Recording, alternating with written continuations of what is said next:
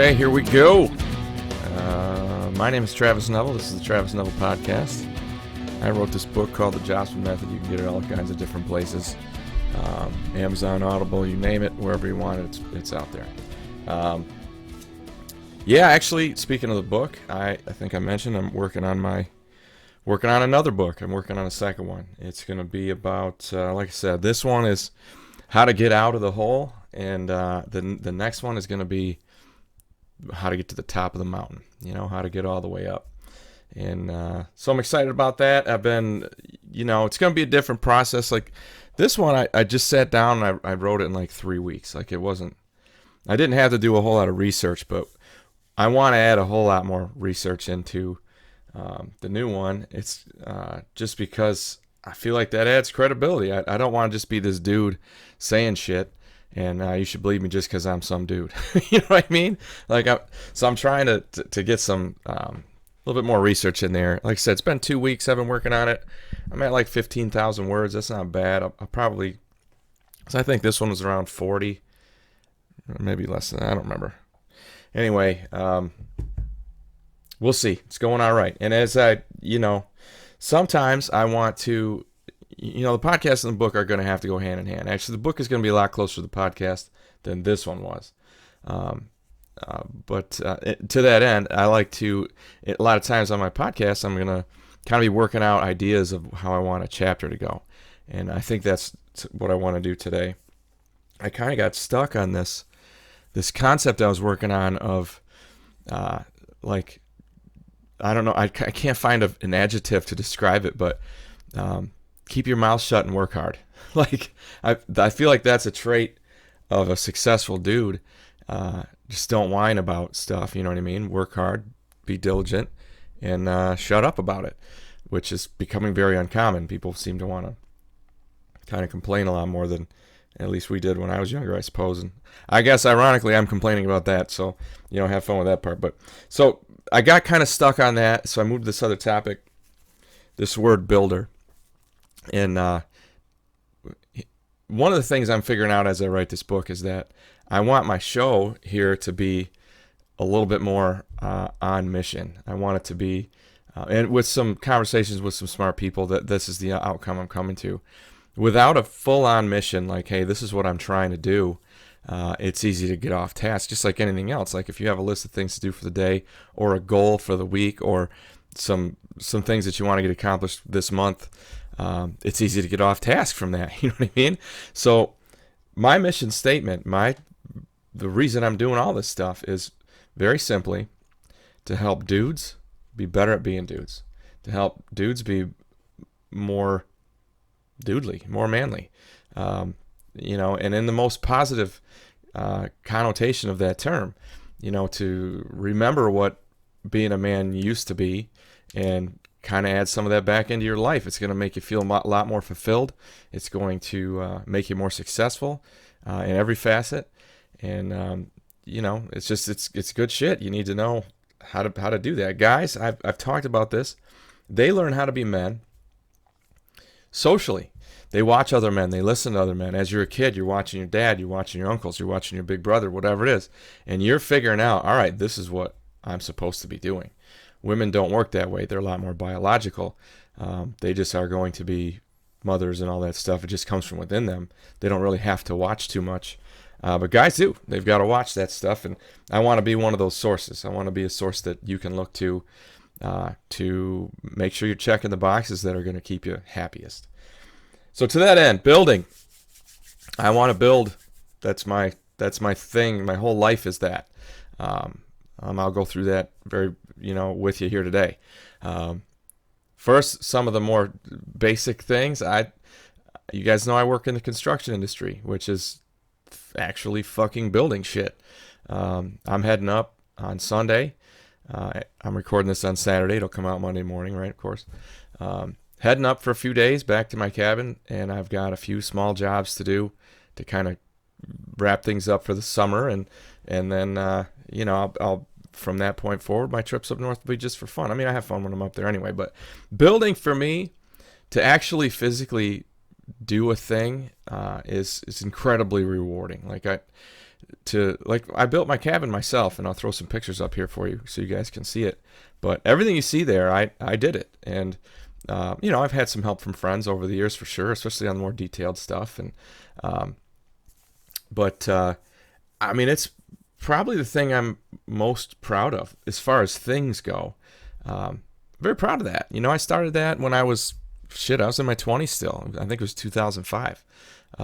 And I just kind of been working on it ever since. And it's a place for me to get that satisfaction, that endorphin rush of, or not endorphin, but dopamine hit of accomplishment. You know what I mean? And so it's been, like I said, super fun. Like, it's the screen on my phone. Like, the lock screen is my sauna up there. And yeah, there's my sauna, there's my lock screen, and then the background is I just realized this, how much is the actual cabin. So and on my computer it's the same thing. I've got this bunch of pictures that pop up as my screensaver. Like, it's a big part of my life. I love that, and I love that I built it. And I like, even more than that, I enjoy working for other people. I was last week or a couple weeks ago, I was at my buddy Mike's place, and we put up a bunch of siding on his house and hung a couple doors, and I just it's incredibly satisfying. That's a thing that if you aren't doing some stuff with your hands, if you aren't building something, I don't care if you're building model cars, but build something with your hands that you can look at and see and go, fuck, that's cool. I like that shit. I get the same feeling out of just cutting and splitting firewood. I want to see a big stack of it. If you guys notice on the logo for my for the podcast here, the big banner that I have, you'll see when I get into the new studio that it's a bunch of split firewood in the background, because to me that's really satisfying. Like, that shows that I did a bunch of physical work. Second, it's like money in the bank. Like, I look at that and I'm going, I'm gonna be warm. You know what I mean? Like, I don't have to worry about that. That's me being prepared, and it's just like a tremendously satisfying feeling. So that's the first way that you can build, is to actually fucking build shit. Another way that I do it is with machines. I like to work on cars. I mean, a lot of my friends bring their work to me. I'm doing brake jobs for on their wives' minivans, or I'm doing suspension work, or at least consulting on, hey, if anybody needs tires, you should call me first. I'll tell you what to get and where to get it the cheapest. I just like tires. I don't know, it's a weird thing. There's this place called TireRack.com. You've probably seen commercials for them. They're in South Bend, Indiana, and I went down there one time because I lived in Indiana for a while, and I ordered some stuff from them, and I actually drove over to pick it up because I wanted to see the place. And like, I'm sitting there, they got this little tiny office in the front compared to this massive warehouse out back, and I asked the guy, I'm like, dude, can I get a tour? The guy looked at me like I was an idiot, like I wanted a tour of a garbage dump or something. Like, who would want to tour this place? It's kind of how he looked at me, but I'm like, man, no, I want to see it. Like, anyway, cars, that's a thing you can build. That's a thing you can fix. You can look out in your driveway and see a vehicle that you washed, or you changed the oil on it, or you put new tires on it, or you did a brake job, and you can go, oh, that fucking looks good. And I feel prepared. I feel like, okay, I'm good. I can make it through the winter. Brakes are good, tires are good. You know what I mean? Like, you set yourself up. It's like doing future you a favor, helping out future you. So future you doesn't have to do this work because you already did it. You know what I mean? So that's another thing you can build. You can build cars. I made some notes here. Here's something that's a lot, and I'll go from smallest to biggest. More important, you can build the relationships in your life, and it's everything from, and I talked about this the other day, like the 3 things I think that you should be able to do every day. One of them was build a relationship, improve a relationship, and the way that you do that is you put time into it, you put effort into it, just like working on your car, just like building anything else you're going to build. You have got to proactively put time in, or you will have to reactively fix problems. That's how relationships work. And I'm not just talking about your romantic relationship. I very much am talking about every relationship you have, people at work, your family, your friends. Like I said, I lived in Indiana for a while, and at that time my friends were all here in Michigan, and I spent I'm so glad that texting existed at that time, because that's how I maintained my relationships with my buddies. I would always send them shit. I mean, I was 3 hours away and I didn't see them very often, but I kept up. You know what I mean? And that's, like I said, it's as simple as sending a joke over to somebody or a little video, or certainly you got to be there when they ask you to be. You know, if you need a hand with something, or like I said, Thursday night I was at my buddy's 40th birthday party. I mean, there's no way I'd have missed it. I mean, selfishly, he's a great dude. I love his family, and there were going to be some other friends there, so no way I was going to miss that. But yeah, it wouldn't have mattered if he called me and said, "Hey, man, I need I gotta have you. I can't call anybody else, and I need your help putting up this thing or whatever." I'd drop what I was doing and go over there, and that's what you do. And in the end, like I said, then you can expect that back. You'll know it's there if you need it, and that's the selfish part. But the unselfish part is that you are improving a person. You think about how that feels when somebody does a good thing for you, or is there when you need them, or helps you out. You feel valued. You feel validated. You feel like, well, I must be doing all right. I must be a decent person if I have friends who will help me when I need them. Or just that's when it's tough. But when it's easier and things are going great, who doesn't like to get a few texts during the day from your friends or from your family or whatever? Just if it feels good, you're making a person be happier. And I don't want to go too far with that. I talk about this when it comes to relationships quite a bit. I'm looking for somebody. You guys know I'm single. I talk about it all the time. I can make you smile, but I can't make you happy. You've got to make yourself happy. I'll just help you to improve that a little bit. I always said that when I was a track and field coach. I can't make you fast. I can make you faster. I could definitely do that. You'll be faster after you work with me than you were at the beginning, but I can't make you fast to begin with. And it's the same thing with relationships. You can't make somebody happy, but you can make them smile, and add up enough smiles, and that can make an impact there. So a relationship is another thing that you can build, of course. I always talk about teams. Teams and coaching are terms that I think are over fucking used. Because when I say team, I mean a football team or a basketball team, or you know what I mean, or whatever it is, like an actual sports team. People want to, in the business world, talk about, oh, they're on my team. I see these realtors talking about, oh, I've got a team. I'm like, oh, who's playing what position, bro? Like, it doesn't make any sense. But this goes to show you that sports are a metaphor for life, right? Like, you really are. You want people to compete like they do in sports. You want people to bond like they do in sports. That's what you're looking for, and that's why I use that terminology. Same thing with the term coach. Like, when I was a teacher, coaching and teaching were two very different fucking things. Teaching was an academic thing where you helped them improve and you made them better at what they did. Everybody knows what the word teaching means. But coaching was something different. That was athletics. Anyway, people in a job, in an employment situation, like to use that term coaching too. And again, I take it as a compliment, but I try not to cross them over. That said, building a team is incredibly valuable. Like, I'm watching, and I can't take any credit for this, but I know I take a lot of pride in it. The kids who are seniors right now at the high school that I used to coach at, they were mine when they were 10th graders, and we had a great year, and we developed a lot of things, and they bonded together and all, and they would have done that anyway. I'm glad that I was part of it. I'm glad that I was involved, but I do take some tremendous pride, and so I do take some tremendous pride in watching them do really well. I mean, they're 8-0 right now, and they're rolling. They look great. I couldn't be prouder. I couldn't be happier. It's fun to, watch them roll, and take a little bit of pride in that I had a little bit of something to do with them building that team. And if you want to talk about that in your work scenario, cool, it's the same thing. But what I'm getting to is that all of these things building in your life are incredibly rewarding. I mean, that's what you leave behind, that's your legacy. And I don't mean like when you're dead. I mean, I do mean that sort of, but more importantly than that, on the weekend, you're looking back at your legacy for the week. What did you accomplish? What did you build? What did you improve out there? You know what I mean? What have you touched that is now better because you were involved in it? You know what I mean? That's you should be looking to derive your sense of satisfaction with your place in the world. Building your family's the same thing, doing things to help them get along, and taking them on trips or whatever it is that you do with the kids, or setting up games, or wrestling with them after dinner.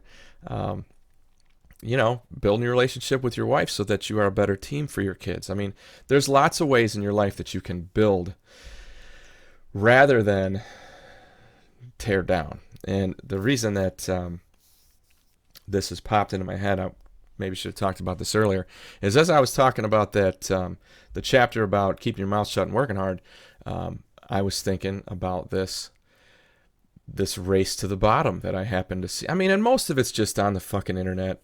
I mean, I don't really see dudes. Of course, I surround myself with good people, so it's different. But it seems to be completely acceptable today to be a victim and complain about it and just wallow in your victimhood, and or taking another step from that. My point is that you're not building yourself back up from there. You're staying at the bottom. Not cool. And the other thing is, rather than building around you, you are tearing down. It isn't hard. Like, I experience it. I have a fucking podcast. I'm not famous, but I have a public persona, right? I have a thing that's out there for everybody to see. And so I get comments. I get people who want to complain or want to bitch. And especially after the football thing blew up back in April, I had a lot of comments from people on my podcast or various other places. And they just want to tear me down. You so stupid motherfucker, blah, blah, blah. And I'm thinking, I mean, how does that improve your life? I talk about that a lot in the Haters podcast, which I think was 24 or something like that. Anatomy of a Hater. I just have never gone out of my way. Nothing in the world has ever upset me so much that I went and sought it out online and then talked shit about it. It just doesn't make me feel good. Like, will I sit around with my buddies and talk about a situation like we've been talking about this John Gruden thing? And of course, we have opinions about that. And my opinion of the NFL is that it's showing its incredible hypocrisy by what happened there. I don't want to get into the details of it, but my point is, of course I do a little complaining. I do a little bitching, like, fuck, this isn't right. But once it's out there, that's that. Now let's go back to building. And I'm not going to the NFL and bitching to them about it. You know what I mean? I got more important shit to do. You know what I mean? Than do that. So, why is building great? Well, it makes you feel good, that's for sure, and makes you better. And, just by nature, you're building something up. You're making it better than it was. But the opposite side is you're also not tearing shit down. You know what I mean? Which is hugely important. I mean, you can't, you got to be able to do that. You've got to be able to, build things with, anyway, without getting negative. And that, to me, I struggle with that sometimes. I really do. I mean, if you look through the catalog of shows here, I get negative sometimes. I do. There's Hank, by the way. That's my cat. He's 13. He's a good old boy. He's a fighter too. Good dude. Anyway, building. So another thing, come on, dude.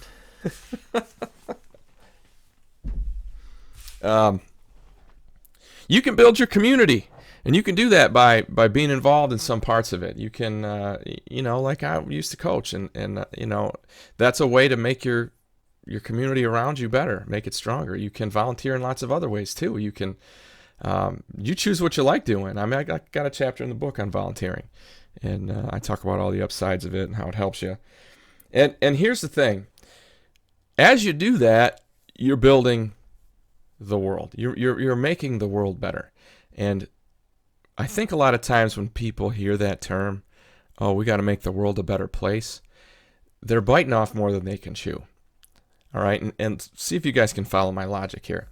It isn't like I've got to be active in some worldwide cause. I've got to go volunteer my time building wells in Africa. If you do that, great. If that's something you're fired up about and you want to go help those people, go help them. I would tell you that that's probably putting more work in than you need to. The way that you change the world, the way that you make the world better, is by changing your world. Okay? And here's what I mean by that. You should start as small as you can. I'm going to wheel it all the way back to the beginning. I build my body. I build my mind. I build myself. I try to make, as Jordan Peterson says, my boat stronger so that I can handle any flood. I try to make myself the best version of myself that I can be so that when the world calls on me, I'm available and able to do what I need to do. From, if one of my buddies needs me to help him build a thing or move or whatever, I physically am capable of doing that. I build my mind and my emotions and keep myself right mentally. I do that by listening to lots of other dudes who do what I do and much more successfully, like, again, Jack Donovan, Jordan Peterson, Ryan Mickler. These guys know what they're talking about, Jocko, and I've read lots of books. I've listened to lots of podcasts to keep my mind right, to keep me thinking in the ways that I want to be thinking, to keep me inspired, to keep me moving forward, to keep me able and more, I guess, certified, qualified to help all of you, which is what I'm trying to do here. I'm as vain as the next guy, but I'm not doing this because I like listening to my voice or watching my face on a webcam. I'm not. I'm trying to help you, and I'm more capable of doing that if I'm more capable, and so you got to take care of yourself first. It's like, the old adage, you got to take your, put your own air mask on before you help anybody else, and so that's what I do. I make myself stronger so that I can help others. So that's what you should do. There are lots of people out there. Like, I think about my mom, for example. She was a teacher and she was really good and she busted ass and she worked in a district where there were a lot of problems. And I used to tell her that all the time, like, you've got experience now. You can go somewhere else. You can go someplace where it isn't so hard. And she would always say the same thing. Well, they need me here. And I watched her just really give a lot more, and I think in some cases than she had to give. Like, she just exhausted herself doing that job, and it was good for the kids, and it was a great situation. But you gotta work on yourself, and I'm not saying that she didn't, but you gotta watch that. You gotta have a barometer of that for yourself. How much are you giving away more than you have to give? Are you draining your own tank for someone else or for another situation? Because if you drain, then you're no good. You know what I mean? Then you can't help anybody else. I think about it like when I'm running my chainsaw. If I'm cutting some wood and I get into dirt, it's gonna get dull like that, and then I can't fucking cut. I gotta stop and change blades or sharpen it or whatever. I've got to do all that stuff, and it slows me down. It makes me less productive, and overall, I had worse. In the end, the day wasn't as productive as it could have been. So you sharpen your saw. I mean, there's one of 7 Habits of Highly Effective People. That's what you do. And when you hit that dirt, that's the work that you don't want to be doing. That's the stuff that it just takes way more away from you than you can give, right? It just drains you down. It takes away the sharpness of yourself. That's the metaphor I was trying to make. But yeah, so once you get yourself right, again, I'm establishing that that's how you help other people. You got to be strong first. You got to make your boat stronger, and then from there maybe you can go change the world. But I'd like to change your definition of the world. I mean, the world is your world, all right? It's the people that you see every day, the places that you go every day. Your neighbors, your coworkers. These are the people that you can impact most readily and easily and very productively. These are the people that you should be focusing on. Rather than thinking I need to be overseas helping third world countries, start helping the people around you. Start there. Volunteer in your town. Help out your neighbors. Be great with your friends.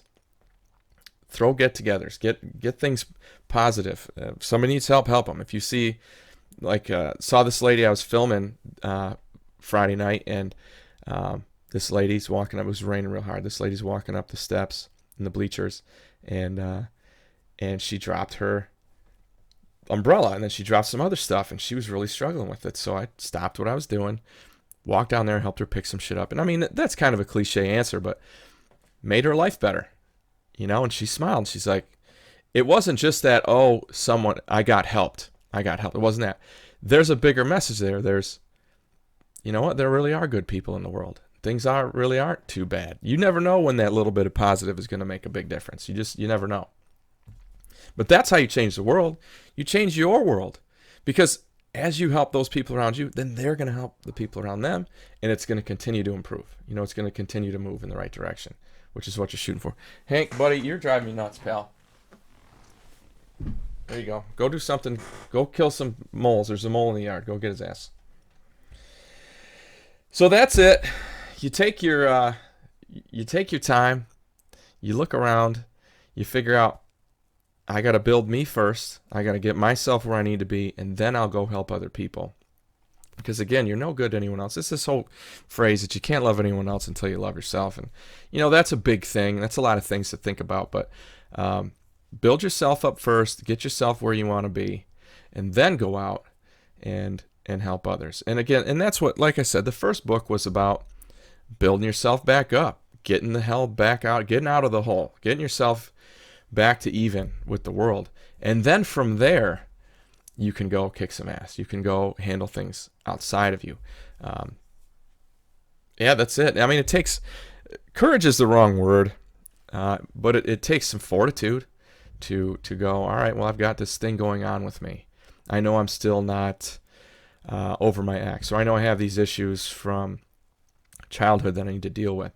Or maybe it's a physical thing. Fuck, man, I got my right foot's driving me nuts, so I got to take some time and fix that before I can go out and run anymore. You know what I mean? Like that's what you do. You fix yourself up, you heal yourself, you make yourself strong, and then you can go get shit done. You got to allow yourself the window of time to do that. You got to allow yourself some time to sharpen your saw after you've been through the dirt. It takes a little bit of kindness, and then you go out and you build. Don't be one who tears down. I mean, that's not going to help you. I mean, it might be like a guilty pleasure to talk shit, but it doesn't help anybody. Helping people, that's a good thing to do. All right, I know this one kind of bounced around a little bit, but I wanted to talk about that idea of building and how it can impact you and how it will affect you and how it will improve you. If you got questions, hit me up on right here on YouTube. You can, if you're listening on some other media, if you're on Spotify or I think I'm on Amazon Music podcasts now. I've got Spreaker and a bunch of these other websites I'd never heard of, but anyway, you should be able to get the podcast, no problem. Also, I finished up well, it's not finished, but it's out there. I've got a website now. It's called travisneville.com. You can buy t-shirts on there. You can buy stickers. You can buy this book. Pretty soon you'll be able to buy my new book. Actually, not pretty soon. It'll probably be spring or summer before that's done because the editing process takes so damn long. But I will be dropping little pieces of it in different spots so you guys can kind of get an idea what the book's going to be about. And then hopefully from there you can make your decisions about what you want to do. What else? Oh, yeah. I'm supposed to tell you to hit to subscribe right here. If you would, that would be helpful.